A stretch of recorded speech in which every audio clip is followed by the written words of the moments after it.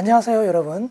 저는 글로벌사이버대학교에서 교양 강좌 문화해설사 입문을 담당하고 있는 최동근이라고 합니다. 오늘 제가 여러분들께 안내를 해드리고 싶은 내용은 궁궐이나 사찰 그리고 왕릉 등 우리 주변에서 볼 수 있는 문화재 답사 현장에서 실제로 적용할 수 있는 방법론, 구체적인 방법론 12가지를 말씀을 드리고 싶습니다. 그 전에 우리가 먼저 알아야 될 내용이 있습니다. 최근에 문화답사의 기본적인 추세는 이야기, 즉 스토리텔링을 굉장히 중요시하게 여깁니다. 즉 사전적인 의미를 전달하면 관람객으로부터 큰 호응을 받지를 못합니다. 따라서 관람객들의 눈높이에 맞추는 그런 스토리가 제공이 되어야만 충분한 내용을 전달할 수가 있습니다. 따라서 오늘의 그 교육 내용은 그런 스토리텔링을 어떻게 풍부하게 할 수 있는지에 초점을 맞춰서 진행을 해드리겠습니다. 예를 들어서 경주 국립박물관에 가면 큰 종이 있습니다. 그 종을 성덕대왕 신종이라고 하는 공식적인 명칭으로만 설명을 하면은 그것은 잘 기억이 되지 않습니다. 그렇지만 에밀레종이라고 하는 명칭으로 이야기하면 90%가 넘는 관람객들이 이해를 합니다. 이런 것처럼 관람객들의 눈높이에 맞추는 철저한 그리고 충분한 컨텐츠를 준비하는 것이 필요하다고 하겠습니다. 자, 우선 가장 기본적인 방법론부터 말씀을 드리겠습니다. 세상에 공짜는 없다는 이 이야기는 문화답사 현장에도 동일하게 적용이 됩니다. 문화답사를 하는 방법은 여러 가지 방법이 있습니다. 요즘 스마트폰 애플리케이션으로도 문화답사에 어떤 효과를 내는 그런 교육적인 컨텐츠가 많이 보급이 되어 있습니다. 하지만 아무리 이런 애플리케이션이 준비가 되었다 하더라도 실제 현장에서 활동하는 문화해설사들의 도움이 없이는 큰 효과를 얻기가 어렵습니다. 자, 그렇다고 해서 문화해설사들이 준비가 되지 않은 그리고 관람객들한테 충분히 전달이 되지 않는 그런 방식으로 전달을 하면 그것 또한 무용지물이겠죠. 따라서 이 문화해설을 하는 사람들의 입장에서는 충분히 고민을 하고 또한 관람객들의 눈높이에 맞추는 콘텐츠에 대해서 스스로 내용을 연구하고 발굴하는 그런 모습이 굉장히 필요하다고 생각이 됩니다. 그런 차원에서 두 번째 방법론으로서 제가 굉장히 중요시 여기는 부분입니다. 문화답사는 실제 현장에서 하는 것보다는 더 중요한 부분이 바로 도서관에서 사전 지식을 공부하는 것으로부터 시작을 하는 것이고 실제 문화답사의 분량을 100으로 봤을 때 50 이상을 도서관에서 하신다고 생각을 하시면 됩니다. 그리고 사전에 공부한 내용을 바탕으로 해서 그 부분을 현장에서 확인을 하고 그리고 마지막에 그 지금까지 공부를 했던 내용과 현장에서 확인했던 내용, 이 내용을 정리하는 것으로 마무리를 지으면 전체적인 문화 답사에 대한 그 내용이 충분히 실현된다고 할 수가 있겠습니다. 한 가지 제가 팁으로 말씀을 드리고 싶은 거는 요즘 인터넷이 굉장히 많이 보급이 되어 있기 때문에 많은 콘텐츠들이 인터넷에 올라가 있습니다.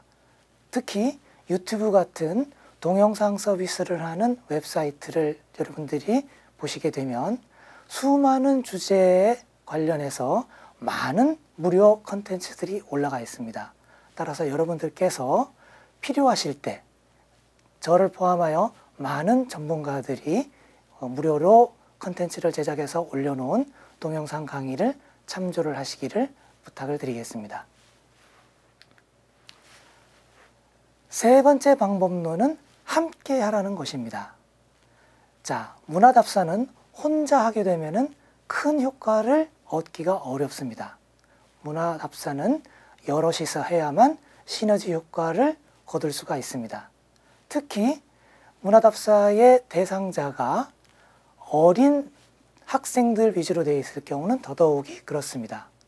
부모나 참관하시는 선생님들 이런 분들이 옆으로 빠지고 어떤 특정한 전문가한테만 맡긴다든지 이렇게 돼버리면 실제 참여하는 관람객들 또한 학생들의 집중도는 떨어질 수밖에 없습니다. 그러실 경우에는 가족이 되었건 지도하시는 인솔교사가 되었건 함께 하시는 모습을 통해서 지도하는 대상의 학생들 또는 관람객들의 집중도를 높여주는 쪽으로 이용하실 수가 있겠습니다. 또한 밋밋하게 답사를 진행하는 것보다는 미리 조금 준비를 하셔서 답사에 대한 내용을 퀴즈나 여러 가지 형태의 호기심을 유발할 수 있는 그런 도구를 활용하시는 것도 큰 도움이 될 수가 있습니다. 자, 지금 여러분들께서 보시는 이 그림은 경주에 있는 그 유명한 불국사의 석축입니다. 그 중에서 청운교와 백운교 밑에 있는 무지개 다리의 홍의 부분을 보시고 계십니다. 일반적으로 홍의, 즉 무지개 다리는 무너지지 않기 위해서는 아래가 좁고 위가 넓은 이런 형태를 취하게 됩니다. 그런데 지금 보시고 있는 이 그림을 보시면 홍해가 이중으로 되어 있습니다. 그리고 아래쪽은 우리가 상식적으로 알고 있는 아래쪽이 짧고 위쪽이 긴 형태로 되어 있지만 위쪽에는 거꾸로 아래가 길고 위쪽이 좁은 형태로 되어 있습니다. 이런 것을 발견해낸 것이 수학여행을 온 초등학교 6학년 학생입니다. 자, 이런 내용은 초등학교 학생들의 어떤 순수한 눈에서 이것이 보이게 되는 거고요. 이것을 함께 했던 선생님한테 전달이 되고 이런 내용을 전문가들이 또한 같이 연구를 하게 되는 그런 어떤 수순을 밟게 됩니다. 따라서 이런 부분이 철저하게 학생들 따로 또한 지도하는 선생님이나 전문가들이 따로 하게 되면 이런 것이 잘 보이지 않게 됩니다. 그래서 가급적이면 함께 하는 것이 좋다. 이렇게 말씀을 드리겠습니다. 자, 네 번째는 끊임없이 질문하라는 것입니다. 자, 문화답사에서 특히 전문가들의 어떤 미리 이렇게 알려진 내용, 이런 내용에 주눅될 필요가 없다는 겁니다. 상식을 가지고 접근을 하면서 문화재를 보게 되면 심지어 전문가들도 놓쳤던 그런 부분들이 많이 보이게 됩니다. 조금 전에 보셨던 청운교, 백운교의 홍해 부분도 마찬가지입니다. 자, 지금 보시고 있는 이 사진은 충남 서산에 있는 개심사라고 하는 절간에 있는 그 집입니다. 근데 이 절집의 특징이 굉장히 많이 인터넷이나 자료를 통해서 소개가 되었습니다. 자, 화면을 보시면 가장 끝쪽에 있는 기둥, 그리고 기둥과 기둥 위를 연결하는 이 목재가 실제로 휘어진 나무를 그대로 쓰고 있습니다. 자, 이 내용을 가지고서 많은 전문가들이 어떻게 해석을 했냐면 이것은 우리 한국의 전통의 미, 즉 곡선의 미, 그리고 자연의 미라고 많이 사전적으로 해석을 했고 이런 부분이 또한 많이 퍼져 있습니다. 그러나 과연 그럴까요? 자, 이 절집하고 붙어있는 집이 있습니다. 붙어있는 집의 기둥을 잘 보시면 원래 있는 집의 기둥은 전부 다 직선으로 되어 있습니다. 자, 이거는 어떻게 해석을 해야 될까요? 상식을 가지고 해석을 하면 자, 우선 집이 지어진 연대를 먼저 살펴봐야겠죠. 직선으로 되어 있는 이 집은 신검당이라고 하는 이름을 갖고 있고 조선 전기에 만들어진 그런 집입니다. 또한 이 신검당이라고 되어 있는 직선으로 되어 있는 목재부조 옆에 같이 붙어 있는 집은 덧대어서 만들어진 집입니다. 그 덧대어서 만들어진 집은 조선 후기 때 만들어진 집입니다. 자, 그러면 조선 전기와 조선 후기에 어떤 커다란 내용적인 변화가 있어서 이렇게 집이 다른 형태를 띠고 있다는 거겠죠. 그건 뭐냐면은 조선 전기와 조선 후기는 임진왜란이라고 하는 엄청난 그 사건이 있었기 때문에 나라의 경제가 굉장히 달라졌다는 거죠. 즉 세종 때, 조선 초기 때에 세금을 부과할 전체 토지의 양을 100으로 봤을 때 조선 후기에는 40이 채 안 되는 정도로 국토가 황폐화되고, 이런 부분은 삼림에게도 똑같은 영향을 미쳐서 나무를 구할 수 없게 됩니다. 따라서 직선으로 된 나무를 구할 수 없어서 결국 휘어진 나무를 쓸 수밖에 없었던 거죠. 이런 역사적인 내용을 알게 되면 그런 어떤 책상에서 판단하는 그런 추상적인 개념의 답사 내용은 나오지 않게 됩니다. 자, 5번째는 나무보다 숲을 바라는 그런 내용입니다. 자, 이 내용은 내가 너무 작은 거에 매여 있다 보면 큰 것을 놓치게 된다는 것을 뜻합니다. 문화재를 볼 때는 큰 틀에서 문화재를 보셔야 됩니다. 자, 이 화면에 보시고 있는 이 그림은 고양시 용두동에 있는 서호릉입니다. 서울의 서쪽에 있는 5개의 큰 능이라는 걸 뜻하죠. 자, 그런데 실제 서호릉의 영역은 굉장히 넓습니다. 따라서 서호릉 속으로 들어가면 내가 어느 왕릉에 위치해 있는지를 스스로 파악하기가 어렵게 됩니다. 이럴 때는 반드시 이런 전체 왕릉의 배치도를 가지고 내가 현재 어디에 어디쯤에 위치하고 있는지 이런 부분을 파악하게 되면 내가 지금 눈앞에 보고 있는 문화재가 어디에 위치하고 있는지를 알 수가 있는 것입니다. 자, 이런 내용은 왕릉뿐만 아니라 궁궐에도 똑같이 적용됩니다. 궁궐의 배치도를 들지 않고 궁궐 속으로 들어갔다고 생각을 한번 해보십시오. 자, 내가 경복궁을 답사를 하러 들어갔는데 처음에는 되게 많이 보던 건물들이 나옵니다. 하지만 궁궐 안으로 들어가면 들어갈수록 비슷하게 생긴 전각들이 계속 나오는데 나중에는 내가 어디쯤 위치하고 있는지까지도 잊어버리게 됩니다. 심지어 어떤 결과가 나오냐면 경복궁 답사를 다 마치고 창덕궁으로 옮겨서 다시 창덕궁 답사를 하게 되면 모든 답사가 끝나고 났을 때 나중에는 내가 본 것이 경복궁에서 본 것인지 창덕궁에서 본 것인지까지도 헷갈리게 됩니다. 자, 이런 사태가 벌어지는 것은 제가 말씀드린 것처럼 숲이 아니라 나무 하나하나에 신경을 썼기 때문입니다. 따라서 문화재를 전체를 볼 때는 문화재 전체 틀을, 프레임을 가지고서 접근하실 필요가 있습니다. 궁궐을 보실 때는 삼문삼조가 궁궐을 보는 프레임입니다. 즉, 궁궐은 임금님이 계신 곳까지는 문을 3개를 거쳐서 들어갑니다. 자, 그리고 궁궐의 영역은 그 3개의 문을 거치는 동안 관리들이 모여있는 관청 영역이 있고요. 신하와 임금이 서로 만나서 정치하는 정치구역이 있고, 그리고 임금이 왕족들과 일상생활하는 생활공간이 있습니다. 자, 이것을 외조, 치조, 연조라고 합니다. 이 프레임을 가지고서 경복궁을 보게 되면은 창덕궁에도 똑같은 것을 적용하면은 그 내용이 마치 경복궁에서 봤던 내용이 창덕궁에도 똑같이 적용된다는 것을 여러분들께서 금방 알아채실 수가 있습니다. 자, 이런 것처럼 사찰에도 틀이 있습니다. 자, 사찰은 부처와 보살을 모신 이런 가장 높은 수준의 신앙 등급, 이것을 상단 신앙이라고 합니다. 이 구역이 있고요. 또 불교를 수호하는 수호신들을 모신 신앙이 있습니다. 이거를 중단 신앙이라고 합니다.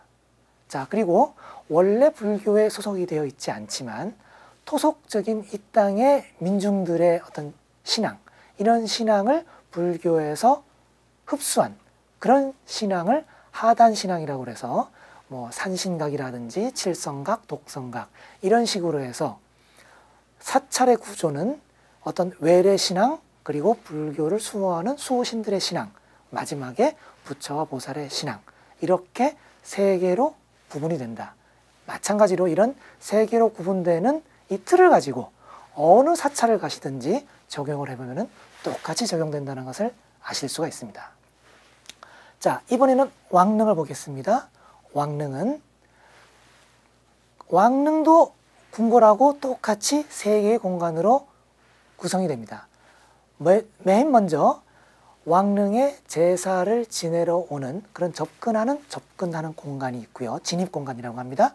자, 그리고 맨 끝에는 당연히 왕릉에 묻혀 있는 임금과 왕비의 능침 공간이 있겠죠.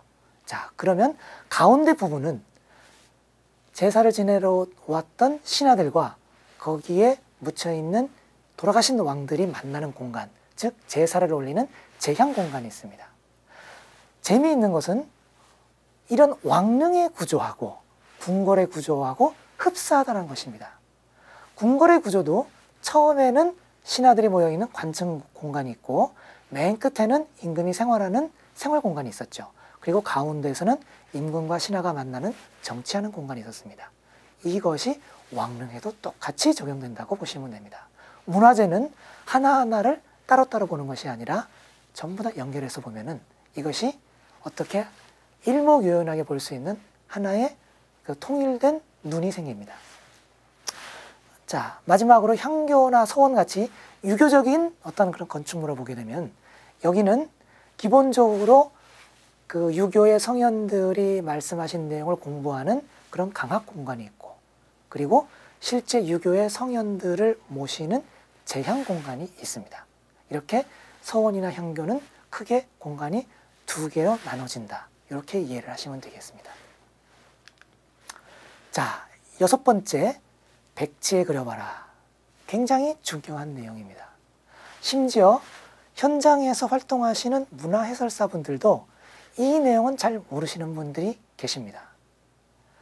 궁궐을 답사를 지도하시는 분들한테 제가 꼭 말씀을 드리는 것이 백지에다가 궁궐을 모두 다 그릴 수 있느냐라고 제가 물어봅니다. 만약에 본인이 궁궐을 다 그리지 못하면 궁궐을 답사를 안내할 자격이 없다, 이렇게 말씀을 드립니다. 왜냐하면 내가 다 모르는 것을 어떻게 남들한테 전달을 하겠습니까?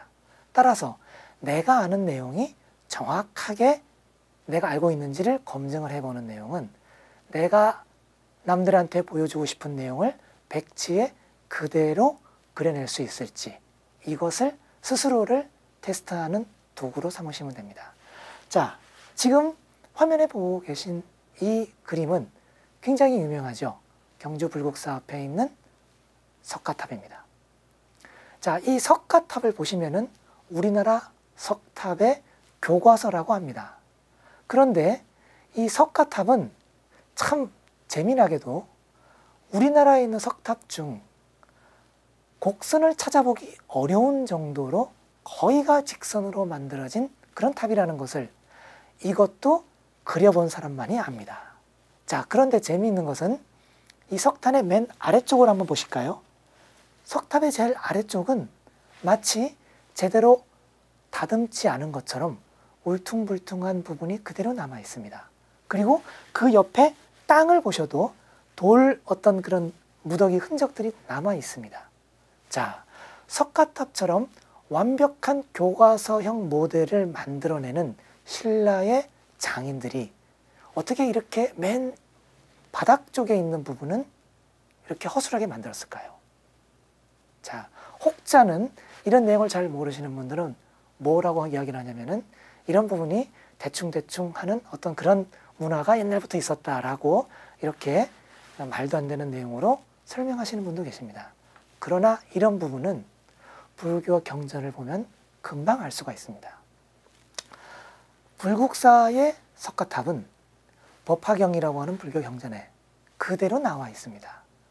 법화경이라는 불교 경전에는 다보열애가 땅속에서 솟아올라서 그 앞에서 불법을 강의하시는 그 석가모니 부처님의 말씀을 찬탄하는 내용이 그대로 나와 있습니다. 그런데 그때 법화경을 설법하시는 그 석가모니가 강연을 하던 그 자리가 바로 돌산입니다. 자, 돌산 위에서 석가모니가 강연하는 모습을 그대로 나타낸 것이 바로 이 석가탑의 형태입니다. 따라서 밑에는 돌산을 형태화를 이렇게 조형적으로 나타낸 것이죠. 자, 이런 내용을 아시는 분만 전달해 드릴 수 있고, 또한 이렇게 생겼다는 것 자체를 알 수 있는 것은 백지에 그려본 사람만이 알 수가 있습니다.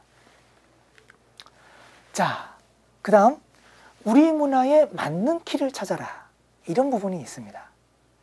재미있는 것은 우리 문화라는 것이 지금은 유교 문화, 불교 문화, 도교 문화, 그리고 이 땅의 토착 문화, 이런 식으로 구분해서 우리가 공부를 하고 있지만, 사실은 이것이 옛날 우리 선조들의 어떤 생활 공간에서는 모두 하나로 뭉쳐져 있었습니다. 그런 이유 때문에 불교에서는 처음에 발상했던 인도하고는 또 다른 문화가 융합되어서 우리만의 독창적인 불교가 되는 것입니다. 인도를 여행해 보신 분들은 인도의 부처 옆에 서 있는 보살들의 모습을 보시면 전부 다 한결같이 남자라는 것을 알 수가 있습니다. 하지만 우리는 어떤가요? 실제 부처님 옆에는 많은 보살들이 있습니다. 그 중에 가장 민중들한테 인기를 끌고 있는 보살은 단연코 관세음 보살입니다. 오죽하면 연불에 나무아미타불 다음에 관세음 보살이 붙겠습니까? 많은 부처를 제쳐놓고 연불의 주인공으로 등장하는 관세음 보살. 관세음 보살에 대한 여러분들의 이미지는 어떻습니까? 남자가 아니라 따뜻한 마음을 가진 어머니와 같은 여성성이 많이 부각되었다는 것을 아실 수가 있습니다. 그것은 왜 그럴까요? 그것은 인도와는 달리 우리나라는 음양오행이라고 하는 우리 자체적인 동아시아의 공통된 문화의 영향을 받아서 그렇습니다.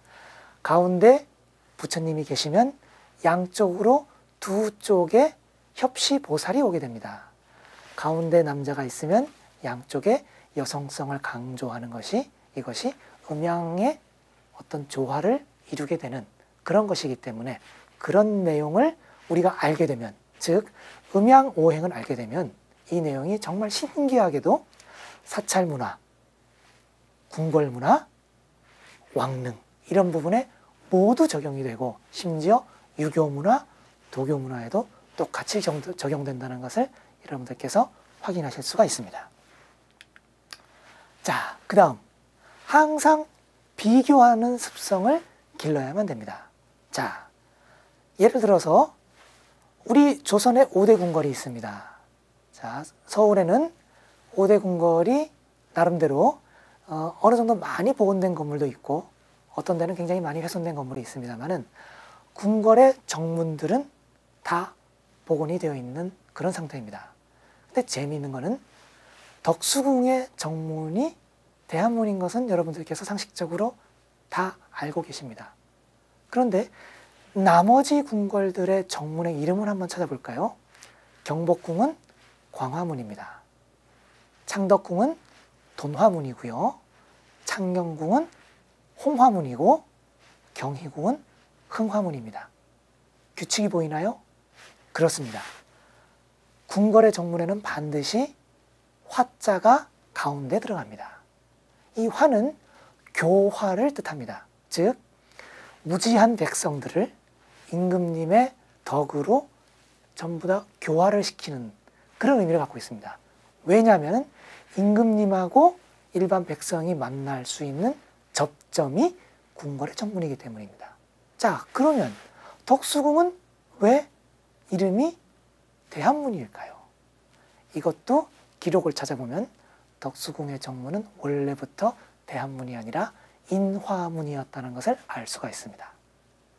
원래 궁궐의 정문은 가급적 남쪽을 향하는 남향으로 만듭니다.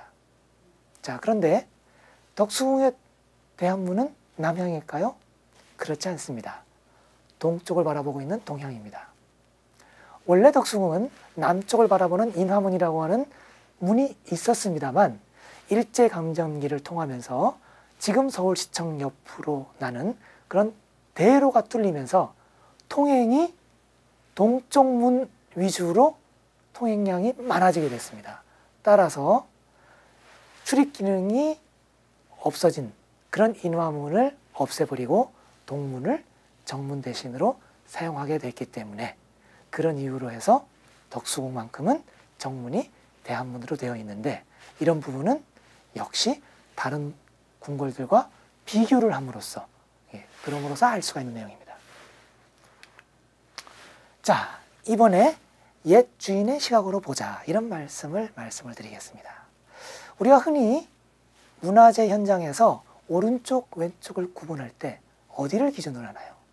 대부분 다 관찰자인 자기를 기준으로 해서 구분을 합니다. 근데 사실 우리 문화재는 그렇게 하지 않습니다. 문화재의 주인을 대상으로 해서 거기를 기준으로 해서 서쪽, 동쪽 또는 왼쪽, 오른쪽을 판단을 합니다. 마치 우리가 심장에 우심방, 우심실, 좌심방, 좌심실이 보는 사람 관점이 아니라 실제 심장을 갖고 있는 사람의 기준에서 판단하는 것과 동일하다고 생각하시면 됩니다. 자, 서능에 가면은 굉장히 독특한 왕릉이 있습니다. 홍릉이라고 하는데 영조대왕의 첫 번째 부인이었던 정성황후 서씨의 왕릉입니다. 근데 그 왕릉은 우허제 왕릉이라고 합니다. 한자로 우허제라고 하면은 오른쪽이 허, 비어 있다는 거죠. 원래 이렇게 봉분이 쌍으로 해서 두 개가 나란히 있어야 되는데 여기는 한쪽, 즉 왕비가 먼저 돌아가셨기 때문에 왕비를 먼저 모시고 나중에 왕을 모시기 위해서 그 자리를 비워놨다라는 뜻에서 우허제 왕릉이라고 합니다. 그런데 관찰자가 보면은 오른쪽이 아니라 왼쪽이 비어 있습니다. 그것이 왜 그럴까요? 자, 그것이 왕릉의 주인이 누군지를 가지고서 기준을 삼았기 때문에 그렇습니다. 자, 아래쪽 사진을 보시면 자, 이것은 당연히 왕릉을 기준으로 해서 사진을 찍었기 때문에 오른쪽이 비어 있죠. 그래서 우허제 왕릉이라고 하는 것입니다. 관찰자 입장에서 보면은 왼쪽이 비어 있습니다. 그럼에도 불구하고 그것을 우허제 왕릉이라고 하는 것은 시각을, 문화재를 보는 시각은 주인의 시각으로 봐야 되기 때문에 그렇습니다.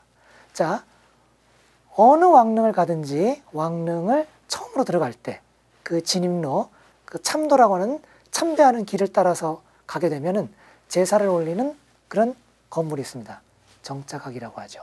근데 정자각은 여러분들 보시기에 맨 앞쪽을 보시면은 마치 부채를 아래로 펼쳐놓은 것처럼 저 부분을 건축적인 용어로는 풍판이라고 합니다. 저렇게 풍판이 앞쪽으로 보이는 것이 가장 일반적인 형태입니다. 자, 그런데 조금이라도 고건축, 목조건축에 대해서 고건축을 공부하신 분들은 웬만해서는 풍판은 정면에 쓰지 않고 측면이나 후면에 쓴다는 것을 아실 것입니다. 그럼에도 불구하고 왜 모든 정자각은 저렇게 우리가 바로 보이는 입구에 저런 풍판이 있을까요? 그것은 왕릉의 주인이 바로 왕릉에 묻혀있는 왕과 왕비이기 때문에 그렇습니다. 따라서 정자각의 정면은 제사를 지내러 오는 이런 우리 관찰자가 아니라 지금 봉분에 묻혀있는 왕, 왕비가 됩니다. 따라서 우리가 보는 정자각의 정면은 실제로는 건물의 뒷면이라고 이해를 하시면 됩니다. 자, 그 다음에 자신을 잊어라는 말이 있습니다. 특히 이 부분은 풍수지리에 해당이 됩니다. 지금도 풍수지리는 미신이라고 믿고 있는 사람들이 많습니다. 물론 풍수지리는 미신적인 요소가 있습니다. 하지만 그것은 풍수지리를 잘 모르는 사람들이 하는 말입니다. 풍수지리의 세계는 엄청나게 크고 넓습니다. 그 부분 중에 일부분은 미신적인 요소가 있는 부분이고, 그런 부분을 제외하면은 나머지 풍수지리는 굉장한 경험적인 과학이다, 이렇게 이야기를 할 수가 있고, 심지어 풍수지리는 우리만의 과학이 아니라 다른 나라에서도 많이 공유하고 있는 그런 내용입니다. 예를 들어서 풍수를 영어로 하면은 펑스위가 됩니다. 그리고 이 펑스위는 중국에도 있고요, 호주에도 있고 미국에도 있습니다. 심지어 싱가포르 관광여행 상품에는 펑스위라고 하는 주제, 즉 중국 풍수를 가지고서 풍수를 안내하는 관광 상품까지도 있을 정도입니다. 따라서 우리 조상들이 살았던 세계는 풍수지리를 굉장히 중요시 여겼기 때문에 우리가 풍수지리를 몰라서는 당연히 문화답사가 제대로 되는 것이 아니겠죠. 따라서 풍수지리를 아셔야 됩니다. 자, 풍수지리에서 명당을 만드는 조건이 있습니다. 풍수지리의 명당 만드는 조건 중에 대표적인 것이 하나가, 남향을 하고 있는 집은 서류 동입해라라는 말이 있습니다. 서쪽에서 흘러서 동쪽으로 흘러 들어가야지, 그래야지 그 집이 명당이 된다는 조건이 있습니다. 우리 경복궁이 그렇습니다. 그런데 이 경복궁하고 똑같은 조건을 갖고 있는 중국의 자금성을 보면은, 여러분들 화면에 보시고 있는 것처럼 여기도 똑같이 서쪽에서 시작해서 동쪽으로 흘러가는 이 어떤 작은 그 개울의 흐름을 보실 수가 있습니다. 저 개울 때문에 자금성이 명당이 되는 것입니다. 한양도 풍수적으로 명당짜리입니다. 그러면은 한양을 만들어주는 명당수가 있겠죠. 당연히 있습니다. 혹자는 한강을 한양의 명당수로 합니다. 그러나 한강은 한양의 명당수가 아닙니다. 왜 그럴까요? 한강은 방향이 틀렸습니다. 동쪽에서 흘러서 서쪽으로 들어가죠. 서쪽에서 흘러서 동쪽으로 흘러가는 물이 분명히 있습니다. 그렇습니다. 청계천입니다. 청계천이 한양의 명당수입니다. 자, 11번째, 손가락이 아닌 달을 봐라. 자, 남원에 가면은 광안루가 있죠. 담양에 가면은 그 유명한 소세원이 있습니다. 자, 강릉에 가면은 경포대가 있죠. 경복궁에 가면은 경회루가 있습니다. 근데 대부분 사람들이 그 건물을 쳐다보는 것으로 끝납니다. 그렇지만 그 건물을 그곳에 지은 이유는 그 건물에서 바라다보는 그런 자연 풍광이 너무나 좋기 때문에 그 건물을 거기다 만든 것입니다. 따라서 여러분들께서도 실제 문화재가 가지는 그런 가치에 주목하셔서 자연도 함께 즐기는 그런 문화답사를 계획해 보시기를 바랍니다. 자, 마지막 12번째 방법론으로 보이지 않는 것에 집중하라는 부분이 있습니다. 자, 종묘를 가면 우리가 종묘의 정전 또는 영영전을 가지고서 많은 답사를 합니다. 그러나 그것이 종묘답사의 전부는 아닙니다. 왜냐하면 거기서 일어나는 우리의 무형문화재인 종묘제례가 빠졌기 때문입니다. 왕릉에도 마찬가지입니다. 왕릉에도 정자각을 보고 또 그 뒤에 있는 봉분을 보는 것으로 왕릉 답사가 끝나지 않습니다. 실제 왕릉에서 제사를 지내는 산릉 제례를 반드시 보셔야만 제대로 된 답사가 되는 것입니다. 또한 궁궐에 가시면 현판을 유심히 보시기 바랍니다. 우리나라는 한자 문화권이기 때문에 그 집이 갖고 있는 뜻을 대부분 다 현판에다가 넣어 놨습니다. 따라서 현판만 제대로 읽어낼 수 있으면 그 집의 기능을 거의 3분의 2는 이미 이해를 하신다고 보시면 됩니다. 자, 지금 사진에 보고 계시는 저 그림은 덕수궁에 있는 준명당이라고 하는 건물입니다. 자, 저 건물은 그 덕수궁의 주인이었던 고종 황제께서 자신께서 정치를 하는 공간으로도 쓰셨던 그런 건물이다. 물론 한옥의 특징 때문에 그런 용도 말고 다른 용도로도 덕혜옹주의 유치원이라든지 다른 용도로도 이렇게 바꿔서 사용한 기록이 있습니다만, 기본적으로 이 그 정전의 바로 뒤에 있는 건물이기 때문에 정치를 하는 편전으로도 사용되었던 기록이 많이 있습니다. 자, 그러면 여기서 정치를 했던 흔적을 찾아볼 수 있습니다. 그 흔적이 어디 있느냐? 바로 현판 속에 들어가 있습니다. 자, 준명당의 준자는 물론 준설한다 할 때도 준자를 쓰지만 한자 사전을 찾아보면은 다스린다라는 뜻으로 쓰입니다. 자, 다스리는 집이라는 뜻이죠. 근데 그 뒤에 있는 명은 밝을 명이죠. 다스리되 밝게 다스리라는 뜻입니다. 근데 조금 더 자세히 보십시오. 우리가 알고 있는 밝은 명자는 날일자와 달월자가 합쳐져서 만들어지는 글자가 밝은 명자입니다. 하지만 여기 명자는 날일자가 아니라 눈목자죠. 자, 이것이 우리 선조들이 이 건물에 담아두고 싶었던 뜻입니다. 즉, 정치를 하되 눈으로 보는 것처럼 확인하면서 철저하게 정치를 하라는 그런 내용이 바로 이 준명당이라고 하는 현판 속에 들어가 있습니다. 자, 이렇듯이 눈에 보이지 않는 부분까지 집중해서 공부를 하시면 여러분들께서 정말 완벽하고 훌륭한 문화재 답사를 하시게 됩니다.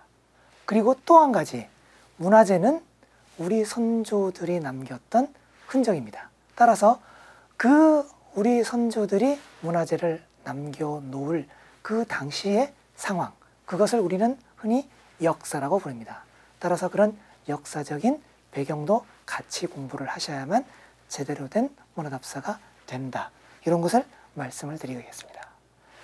자, 지금까지 공부하신 내용을 실제 현장에서 여러분들께서도 충분히 실천하셔서 아마 이런 내용이 몸에 습관화가 되면 정말 뛰어난 문화관광을 해설할 수 있는 그런 능력의 소유자가 되실 것이라고 저는 믿어 의심치 않습니다. 감사합니다.